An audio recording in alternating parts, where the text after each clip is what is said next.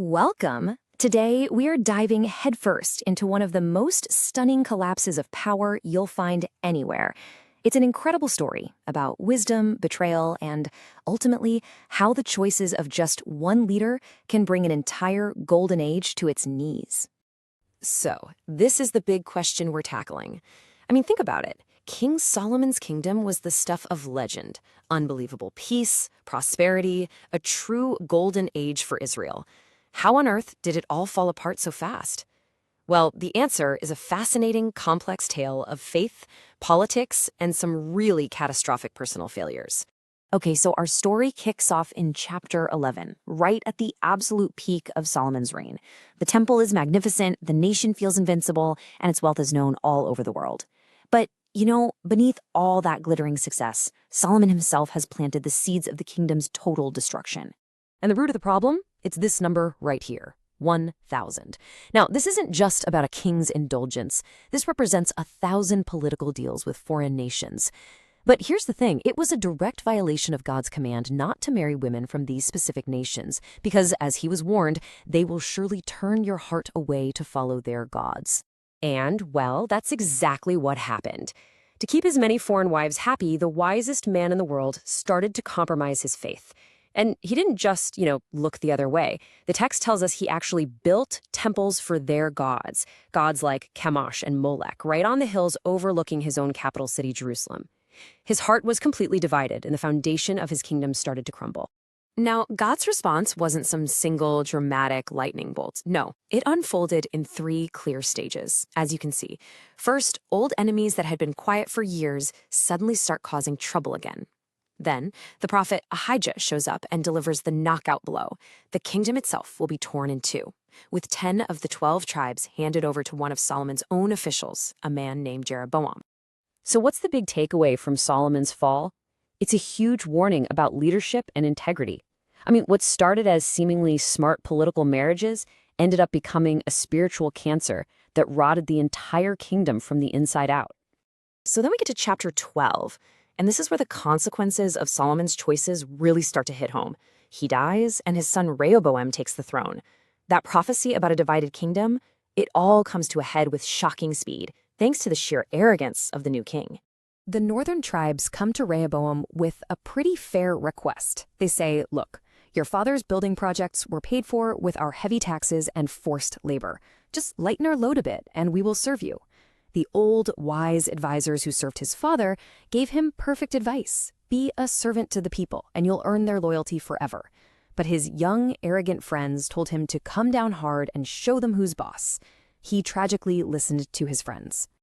And the result? It was immediate and catastrophic.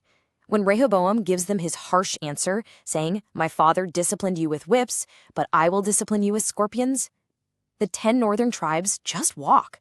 They declare their independence, make the prophetically chosen Jeroboam their king, and leave Rehoboam with just his own tribe, Judah, and the little tribe of Benjamin. The United Kingdom was over, just like that. But now the new king, Jeroboam, has a serious political dilemma. He thinks, if my people keep going to Jerusalem and Judah's territory to worship at the temple, their loyalty might drift back to Rehoboam. So, to protect his own power, he invents a whole counterfeit religion. He sets up 2 golden calves, one at either end of his kingdom, as new places to worship. He appoints his own priests, ignoring the tribe of Levi, and even makes up his own religious holidays. This single act of political self-preservation becomes known as the sin of Jeroboam, and it will haunt the northern kingdom for its entire existence. So the lesson here is pretty timeless, right? Rehoboam's pride shattered a nation, proving that arrogance just leads to division. And Jeroboam's fear led him to create a state-sponsored idolatry, which shows that insecurity often creates false gods. Both of them chose their own power over doing what was right, and the results were disastrous. Okay, now the story takes a really fascinating turn. It zooms way in on this very strange and specific event that basically acts as a powerful parable for the entire nation, a stark warning about what obedience really means. Here's what happens. A man of God is sent from Judah to condemn Jeroboam's brand new altar, and he does it boldly, right to the king's face. But God gave him a very specific personal instruction. Don't eat or drink anything there, and go home by a different road. Well, after his mission is a success, an old prophet from the town tracks him down and lies to him, saying, "An angel told me it's okay for you to come eat with me." The man of God believes the lie, disobeys God's direct command, and for that, he's killed by a lion on his way home. And this is where it gets really weird. The text adds this incredible detail. The lion doesn't act like a normal predator. It kills the man, but then it just stands there, guarding his body and his donkey. This clearly wasn't a random animal attack. It was a supernatural sign, meant to show everyone that this was an act of God's judgment.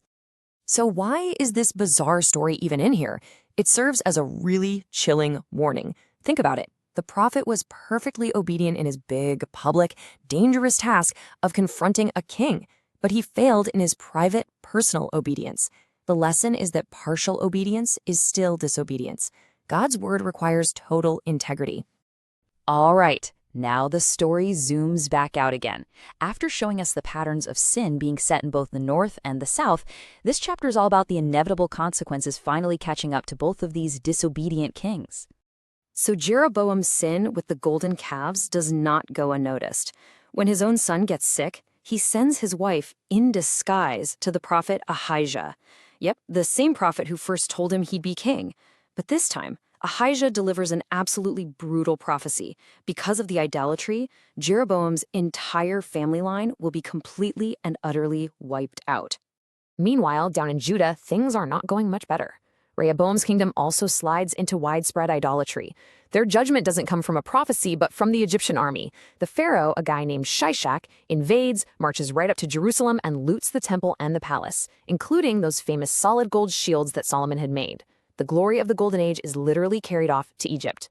And what this really drives home is that God's justice is impartial. It doesn't matter if you're a rebel king in the north or the rightful heir in the south. Leaders who guide their people into sin will face the consequences. The covenant holds everyone to the same standard. So, our explainer comes to a close in chapter 15 as we look at the very next generation of kings. And it's here that the patterns we've been watching get cemented into legacies that will define these two separate kingdoms for centuries to come. This table just lays it all out, plain and simple. In the southern kingdom of Judah, the kings are always measured against the standard of their ancestor, David. Some, like Abijam, fail miserably, but others, like his son Asa, actually try to do what's right and they get praised for it. But up in the northern kingdom of Israel, it's a different story. Every single king gets trapped in that political idolatry that their founder started. They're all judged by one sad standard. They walked in the way of Jeroboam. And remember that devastating prophecy against Jeroboam's family? Well, this is where it comes true, with chilling precision. Jeroboam's son, Nadab, is assassinated, and the very first thing the new king, Baasha, does is hunt down and kill every last living relative of Jeroboam, fulfilling Ahijah's prophecy to the letter. And that really reveals the final big picture lesson here. Leadership is never just about the present. The choices made by Solomon, Rehoboam, and Jeroboam echoed for hundreds of years. They forged legacies, either chains of destructive sin or a standard of faithfulness that would define their nations for generations. And all of that leaves us with this one last, really challenging thought. The whole story started with one man, Solomon, making what he probably thought were small, pragmatic compromises for political gain. And from that single root, this whole history of division, war, and judgment grew. It just makes you think about the incredible weight of leadership and how one person's private choices can, in fact, end up shaping the public destiny of an entire nation.